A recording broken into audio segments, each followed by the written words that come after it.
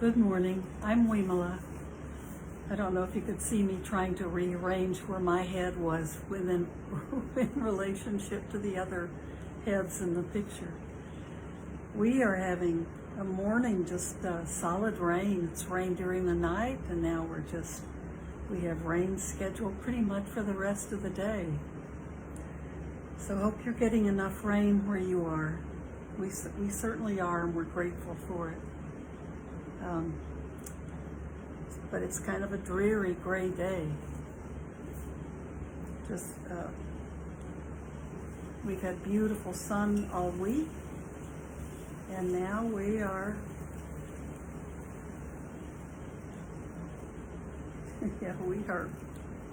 we're getting just the opposite today.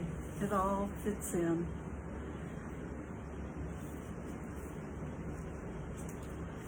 Today, I want to read a little bit first, and then we'll sit.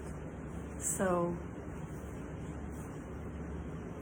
I want to go skip through the rest of the introduction in Sylvia Boorstein's book, Pay Attention for Goodness Sake. It's her book about the 10 paramitas, or the 10 perfections, or we sometimes call them the 10 Bodhisattva Vows. These are the qualities of the Buddha.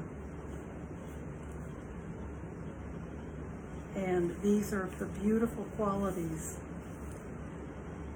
They're the qualities of the heart, some people say.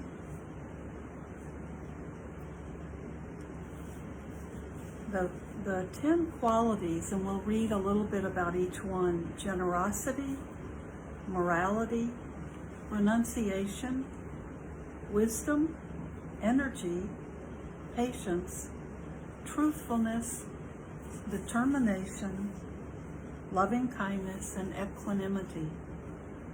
So if you study from the suttas or from Buddhist teachers that you like and know, if you study these qualities, you will find out most of what you need to know, I think, about the Buddhist teachings.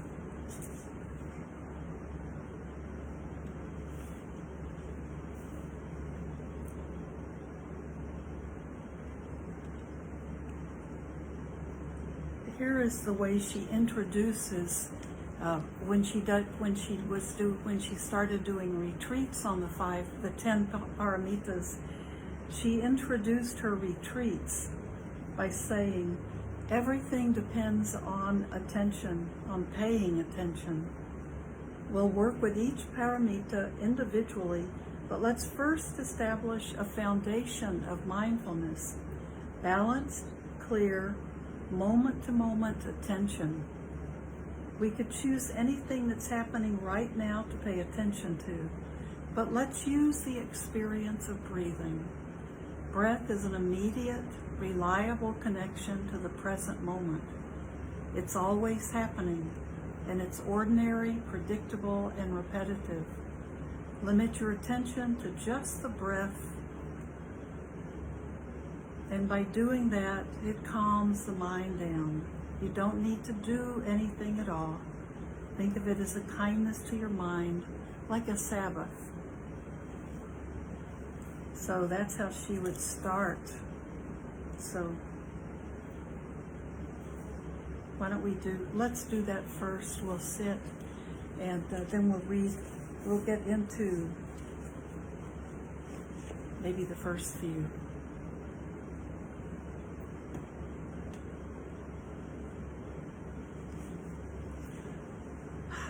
So,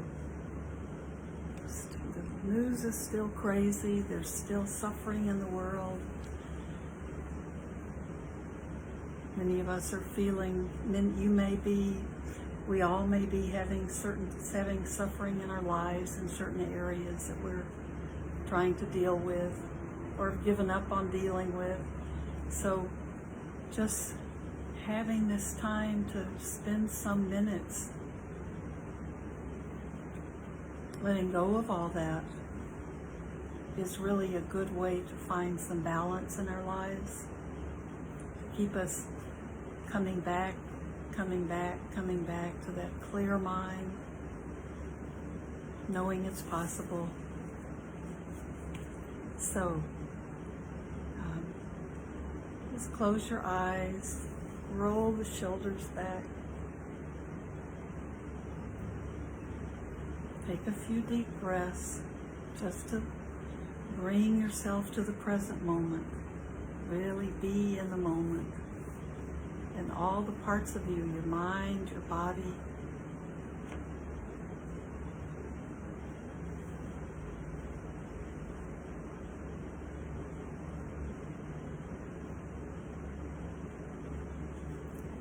Let your breath be the object of your practice.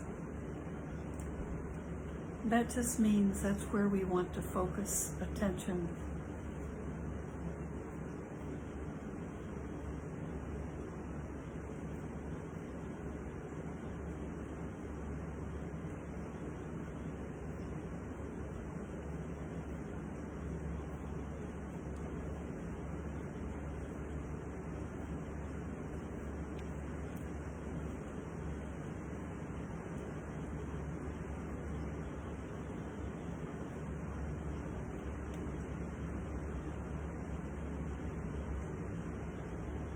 Breathe in and breathe out. Just be noticing your breath either around your nostrils where it's very subtle, but you can feel cool air coming in. Stay in that spot. Notice the coolness. And then as you breathe out, you might notice a slight warmth, maybe it feels a little warmer and more moist coming out.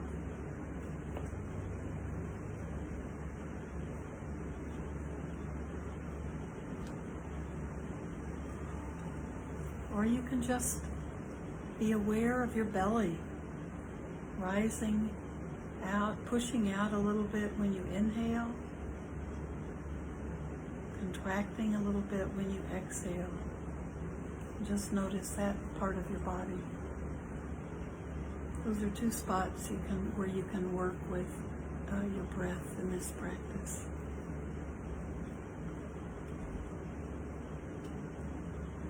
Let it all feel very natural. Once your body feels upright and supported, then you can relax.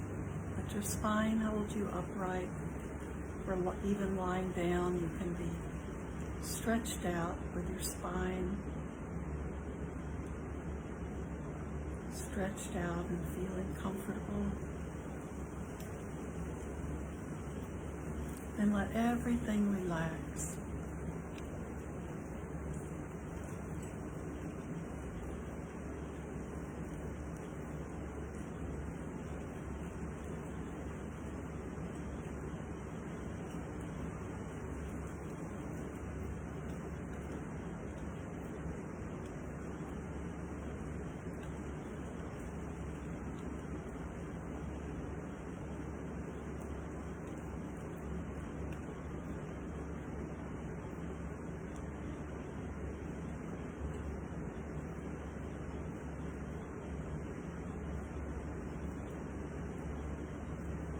Bring your chin down a bit.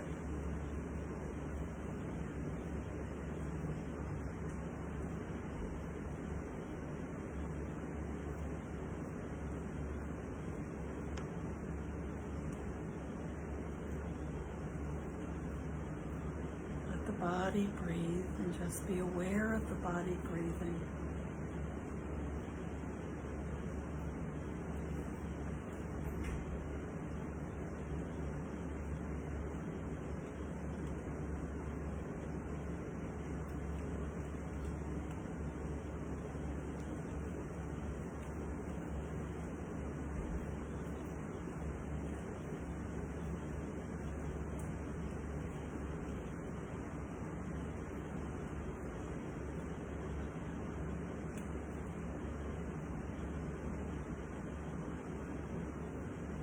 And look for that quality of are you being attentive for from moment to moment? Or is your mind distracted from moment to moment? When you notice it's distracted, just come back to the breath.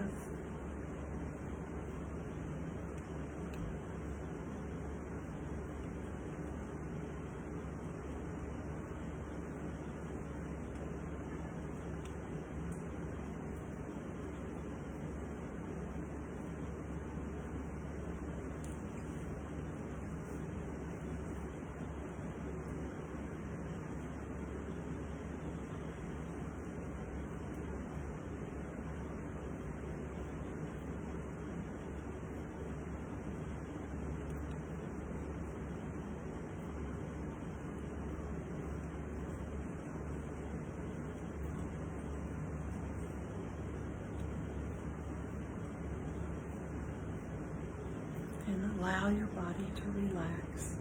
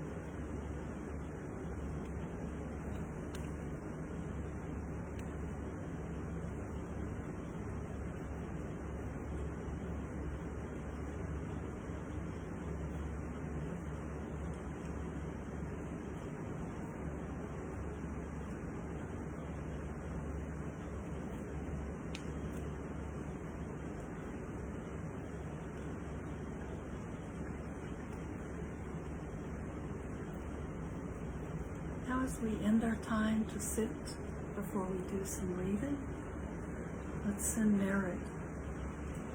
May everything we do and say and think today be done not only for our own benefit, but for the benefit of all beings everywhere,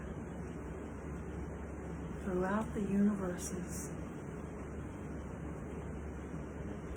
Start with yourself and just allow it to expand and grow,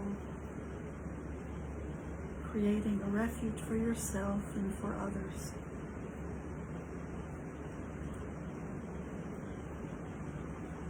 Thanks. So, let's check our time.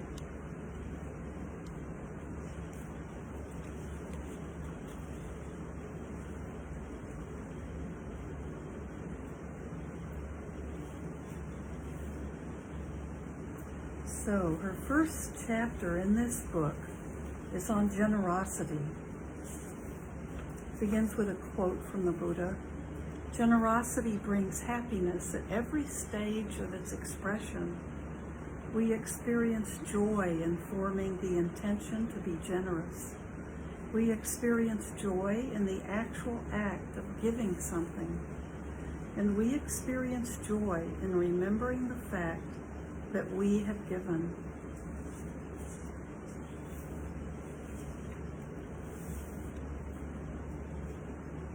So she begins each chapter with a little chart, a little part of her chart. And this is how she says, I say this chart to myself this way.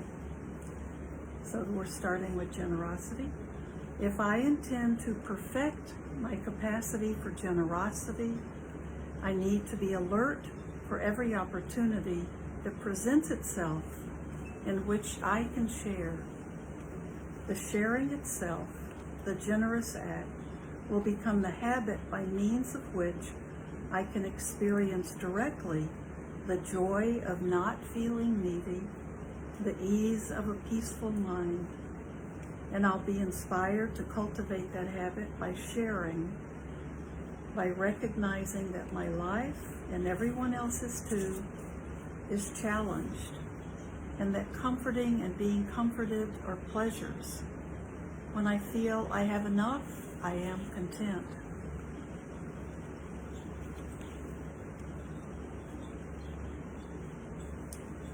And then she talks about generosity meditation. I have a framed Nicole Hollander Sylvia cartoon on the wall in my kitchen. Sylvia is typing a list of responses you hope to have the occasion to say. Everyone always laughs at, yes, it is unusual to have won an Olympic medal and the Nobel Peace Prize. And could you bring me leather pants in a size 2? They laugh at Sylvia's answer to the question, Ma, do you want anything from the store? Just get me 2 of everything. And they chuckle, as I always do, when they read the response that tops Sylvia's type list. No thanks, I have everything I need. The best thing about generosity is enjoying the feeling of not needing. It's a great freedom, so stop. You don't need to go on right now. The whole book will wait. Smile. Take a deep breath in and out. In whatever position you are, sitting or lying down, make yourself comfortable. In a minute, when you finish reading the instructions, you'll close your eyes. But now, as you read, notice that you can feel your body, especially now that I have directed your attention to it. Even as you read, even as you read, you'll notice that your body, in a regular pattern, fills with breath as air comes into it and then eases back down as the breath goes out. No one needs to do anything. Breathing happens all by itself. And awareness happens all by itself. In the next several minutes, after you've closed your eyes, you will be able to let your awareness rest just in this sensation. Think of it as a gift to yourself, a sabbatical. To support your gift, give away any thought that arises in your mind that might captivate or distract your attention. Even if it seems important, you don't need it. If it's important, it will come back later. Let it go. Open your hands, whether they are in your lap or alongside you, into a relaxed shape, a shape that shows you have enough. Now close your eyes, relax, and practice this generosity meditation for as long as you like. So why don't we do that again? We'll make this be part of the reading. Just relax your body. You're probably already pretty relaxed. Let your hands be open. So, open in the way she says, open your hands, whether they are on your lap or alongside you, into a relaxed shape. A shape that shows you have enough. Now close your eyes, relax, and practice this generosity meditation for as long as you like. So I want you to do that today. Let's just do it for a few minutes to remind you this is a generosity meditation. You have enough.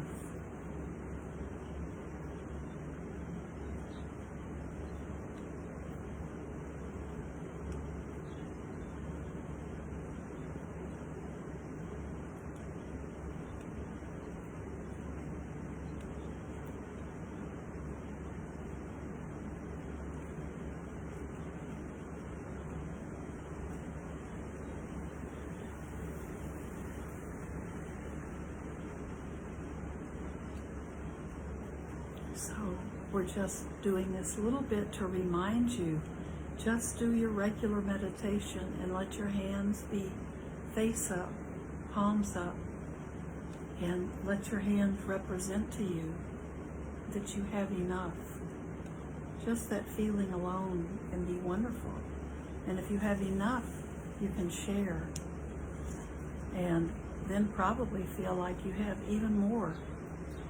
So our abundance having enough is a good starting place for our generosity.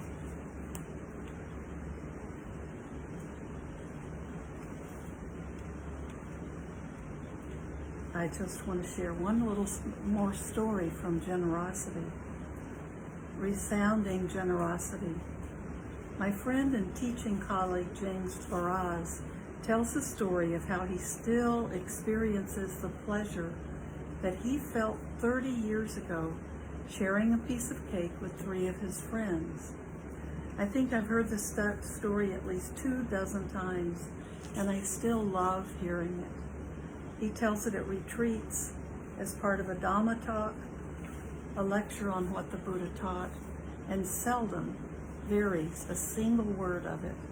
I know all the details, how he was a meditator at a silent retreat washing pots as his afternoon work assignment.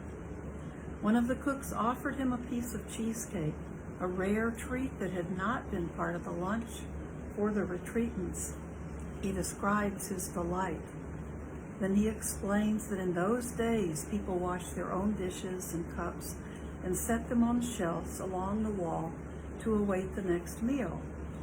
James knew which dishes belonged to his friends. He describes cutting his cake into 4 pieces, eating 1 piece himself, and putting the 3 other pieces on his friends' dishes. By the time James arrives at the point in the story where he tells about the looks of pleasure and surprise on his friends' faces as they arrived for the evening meal and found the cake in their dishes, and how he felt seeing them, he is clearly reliving the happiness of that moment. I feel it sitting next to him. I hear it in his voice. I think everyone else in the room does too. The echo of that piece of cheesecake, you can tell what I was thinking of. The echo of that piece of cheesecake is still reverberating. The particulars of generosity stories vary, of course, but certain elements are present in all of them. Formal translations of traditional Buddhist texts say, the proximal causes for the arising of generosity.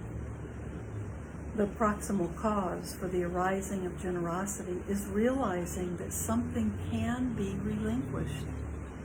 This means that acts of generosity are preceded by the awareness, I have this and I can give it away. I don't need to keep it. What also has to be present in the awareness of having something that might be useful, pleasant, or comforting to other people, as well as a sense of other people's needs.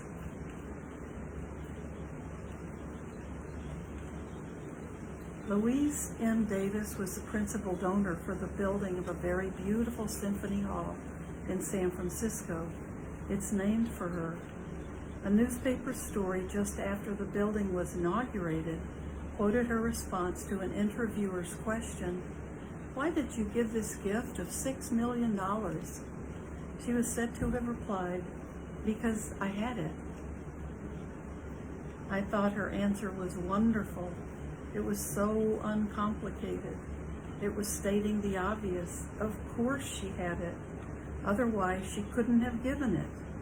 And although she could have offered an opinion, San Francisco needs a symphony hall with modern acoustics, or a personal reflection, I've always loved music, it's important to me, she didn't do that either. She just said, I had it. So simple. Sitting in Davies Hall enjoying a performance, I've often thought she should have had it and not given it. Oh, she could. I'm sorry, that didn't make sense. I've often thought she could have had it and not given it. Not feeling needy is what allows generosity to happen, but it doesn't obligate it to happen. The impulse to do something has to be present. Recognizing the possibility of creating delight or of alleviating suffering are both sources of that impulse. Both are responses to people rather than ourselves. Both provide pleasure.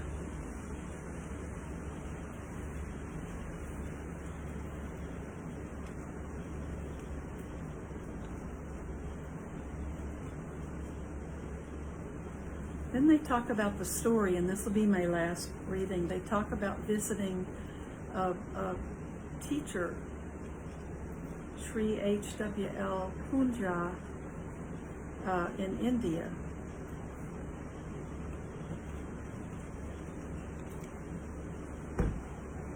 And then the last day of a program, he agreed to see Sylvia and James Baraz and had a private interview. And he asked, "What do you teach?" "We teach mindfulness and loving kindness meditation," James replied, "and we especially emphasize generosity." "There is no such thing as generosity," Punjaji said. James and I exchanged glances that said, "Uh-oh, here have we just started this interview and already done it wrong?" "No such thing at all," Punjaji repeated. "There is only the awareness of need and the natural impulse of the heart to address it. If you're hungry and your hand puts food in your mouth, you don't think of the hand as generous, do you? If people in front of you are hungry and you feed them, it's the same, isn't it?" They talked afterward. "Maybe he's right. Let's think this through. If in the spring I am putting away my winter clothes, I think, I didn't wear this at all, I'll give it to the Salvation Army. Maybe that isn't generosity. Maybe it's just closet cleaning. Maybe generosity is happening when I'm thinking, I did wear this a few times. It is still stylish. I like it. I could save it and wear it sometime, or I could give it to the Salvation Army, and then finally decide I'll give it away. Maybe that's generosity." I looked at James. "Isn't that generosity?" "Maybe," he said, "it's a moment of realizing that not needing has won out over needing." Or I said that someone else's needing has won out over my needing. I know it works that way for me. When I am not confused or frightened, I'm able to respond to needs beyond my own. I think that's true for everyone.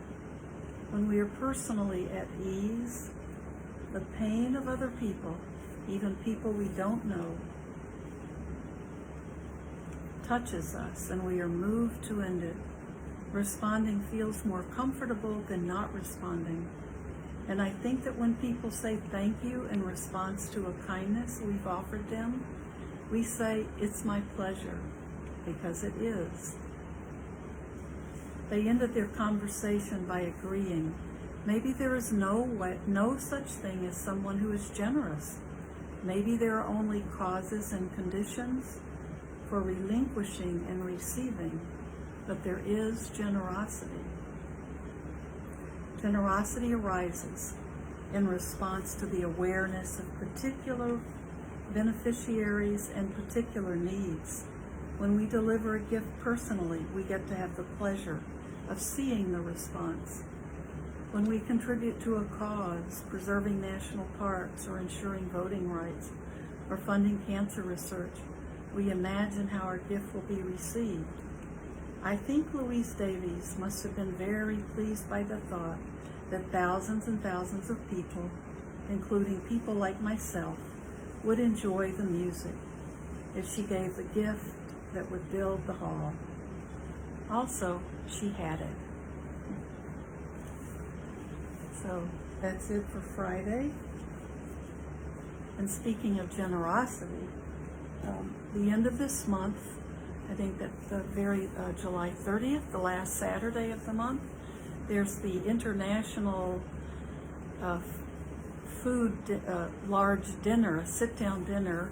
It's a very limited number, but there are tickets available. So if you're interested, it's a fundraiser that was begun last year because our two large fundraisers, the Taste of Sri Lanka, had been canceled. And those were funds these are for funds to keep the temple operating in Woodstock. So it's for a very local home and the monks there, but primarily for keeping the building going and maintaining the building that we all love. So that's, it's going to be, but this is foods from several different countries. So you get to sample and taste everything. And it was a big success last year, so big that they've decided to make it an annual, very special dinner at the temple. So you can go on the Blue Lotus website and get information about it. They have live auction there, and they have lots of raffles. So it's a wonderful way to support the temple. And if you can go and you have people you'd like to invite, you can get all those details. But I think they ended up, it was a lifesaver for the temple, and it was so well received that now it's going to become something to really get excited about in the summer. So go to the Blue Lotus website or the Facebook page, and I think you can get more information on a site to go to, a website that has all the auction items and the raffle items, and you can win those even if you don't make it in person to the evening. So I didn't choose generosity to talk about today because of that, but I was asked yesterday to mention this fundraiser, so it just was very serendipitous. It worked out this way. So thank you, everybody, for being a big part of my practice, and may you be well, and may you be happy, and may you be contented, and may you be safe. And remember that everything we do is helping ourselves. Everything we do that's good and true and kind and without harm, those are the teachings of the Buddha. We're helping ourselves. We're purifying our minds. We don't have regret in our lives, and we can experience happiness and peace. But we're also providing that for a lot of others along the way. So thank you. I should be here Sunday.